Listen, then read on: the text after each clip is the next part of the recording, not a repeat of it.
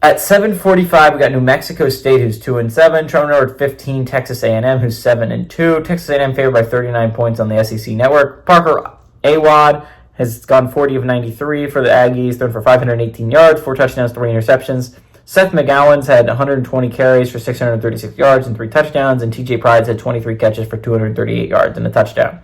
Marcel Reed has gone 63 of 109, thrown for 861 yards, 7 touchdowns, 1 interception. Le'Veon Moss had 121 carries for 765 yards and 10 touchdowns, and Noah Thomas had 24 catches for 367 yards and 3 touchdowns. Texas A&M is 1-0 against New Mexico State in its time. They played in 2016. Texas A&M won 52-10 at College Station. It's going to be at College Station again. It's a big game for Texas A&M because you need to figure out what life's going to be like without Le'Veon Moss. They lost him in the South Carolina game for the season. You had a bye week to figure it out. You have this week to figure it out, and then it gets harder. You're going to be playing an Auburn team with their backs against the wall. Likely, they're probably not going to lose to a nobody they play this week.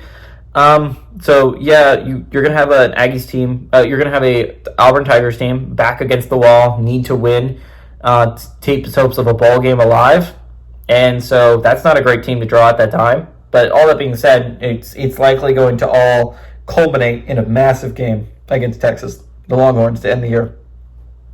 A&M still has a playoff hope, right? Keep in mind that if they win their last 3, they're going to the SEC championship game with a chance to play their way into the playoffs.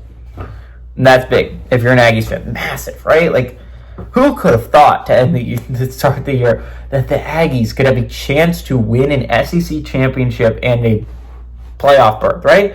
Crazy what Mike Elko has done in such a short amount of time. Even if they don't end up making the playoffs this year, this was a massive success for the Aggies. They showed that they can legit compete in this conference.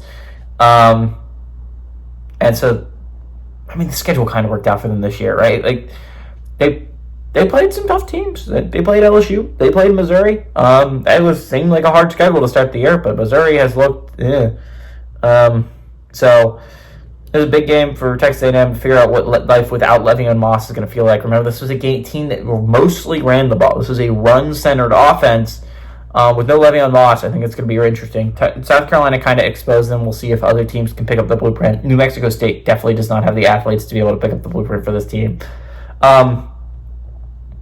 A&M's much better than New Mexico State. I do not see a repeat of last year where New Mexico State beat Auburn. This is going to be an easy win for the Aggies. Give me Texas A&M to win and Texas A&M to cover at home.